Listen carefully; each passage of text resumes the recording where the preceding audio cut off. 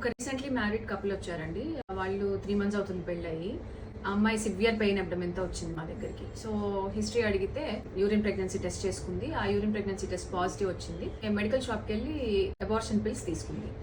So ఇక్కడికి నా దగ్గరికి వచ్చిన తర్వాత ఫైండింగ్స్ ఏమున్నాయంటే గర్భసంచి లోపల కాకుండా బయట ప్రెగ్నెన్సీ వచ్చి ఉండింది. సో బయట ప్రెగ్నెన్సీ వచ్చింది అని అన్నప్పుడు యూజువల్లీ ఏమవుతుందంటే స్కాన్ చేయించుకోకుండా అబార్షన్ పిల్స్ తీసుకుంటే ట్యూబల్ అబార్షన్ అని చెప్పానని అంటారు అనమాట. అంటే ట్యూబ్లో నుంచి అబార్షన్ అయిపోతుంది.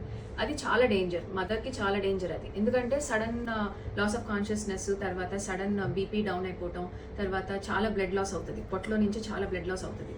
సో ఆ బ్లడ్ బయటికి కనిపించదు, లోపల బ్లీడింగ్ అవుతుంది. సో పేషెంట్ సడన్గా షాక్లోకి వెళ్ళిపోయి ఒక్కొక్కసారి చనిపోతారు కూడా. సో మా దగ్గరికి పేషెంట్ వచ్చినప్పుడు చాలా పెయిన్తో వచ్చారు, కానీ అంత షాక్లో బీపీ నార్మల్తోనే వచ్చారు.